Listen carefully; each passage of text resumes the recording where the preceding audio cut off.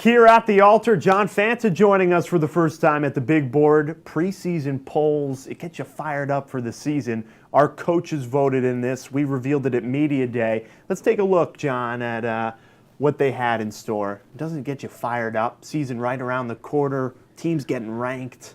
Yeah, the big takeaway from this is just the depth in the middle of the league.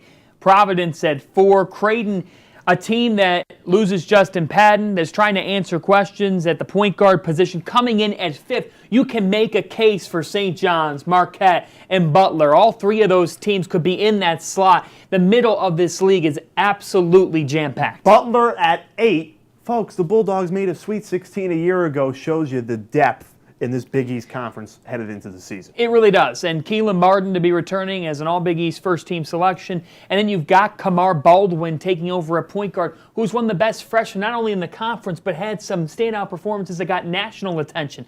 This league is absolutely loaded, but at the end of the day, the biggest takeaway is Jay Wright continues to be at that top spot, and the mighty Wildcats, until somebody takes them down, this conference is theirs. Let's see how we voted. Let's see it. You're on the left side. I'm on the right side. I haven't seen yours yet. Okay, so we both have Villanova at the top. We agree there. You said it. When a team wins this league 4 years in a row, you got to put them at the top in the preseason. We were told that we only match on 2 positions, which is right really something. Let's go through it top to bottom. Yes. Right at the top, we flip-flop Xavier and Seton Hall, and quite frankly, I'm okay with that. Both of those teams could be fighting for 2 and 3, and really, they could get up to 1 and knock off the Wildcats. But here's my big one. Butler is 4th for me. That's right. I had them climbing all the way up to number 4. I think about this league, and Providence last year started 1-5 in conference play. They ended up getting the 3 seed. I think it's that type of scenario where we go into the last Saturday and there's a bunch of different variables. The Butler Bulldogs have what it takes to be right in the middle of this conference. They get slept on every year. I don't know why. And I know that they have a new head coach, but the Butler way keeps on rolling. They're going to play faster, and that can fit for the Dogs. I should have known you were high on Butler when you were talking about the coaches putting them at 8. Look, I don't think they'll finish 8th. I've got them at 7. It shows you how tight 4 through 8 is in this league right now, because I've got Ed Cooley and the Friars at number 4. And folks, they return everybody. There is not one person that played big minutes last year that they are without this season. I've got the Friars at 4.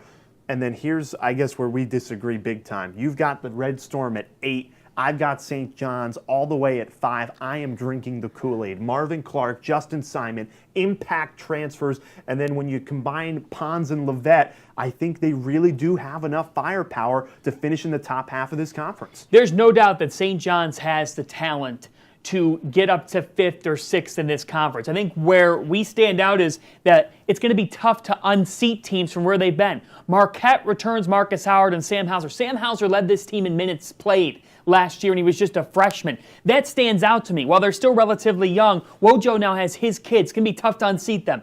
Creighton, by the way that they play team basketball, it's balanced, it's going to be tough to unseat them. So it's a real challenge. I think my climb with Butler then causes St. John's to go further down the ladder. But that's what I think, and I think that I talked to a coach earlier today, and he said that 2 to 8 in this conference is an absolute mystery. 2 to 8. Jay, that's nuts. It is nuts, and it shows you, what do we know in the preseason? Until we see the teams, game action, we really won't know who will fall 1 through 10 in this conference. I will point out, you've got the Blue Demons at 9. You were just in Chicago. You're really impressed with what they're building there. I love Max Strus. Watch out for this kid. He's a Division II transfer from local Lewis University. His jump shot is incredible. I think he could be an All-Big East honoree. I think he's the best player DePaul's had in several years. That's how good this kid can be. DePaul can really shoot it from deep. It can light it up from the perimeter, and that's what could cause them to get some big-time wins against some teams up there in the standings. You can't sleep on anybody in this league. Strus is going to cause some problems for opposing defenses. Let us know what you've got, 1 through 10. Message us on Twitter, Facebook. We want to know here on Shootaround, what is your Big East preseason poll? You've heard from the coaches, you've heard from John, you've heard from me, but we want to hear from you. Keep the hot takes coming. This is when you can't be wrong. Nobody's wrong before the season. It's when, at the end of the season, you'll see how bad my picks were. I can't wait to revisit it come March. We will.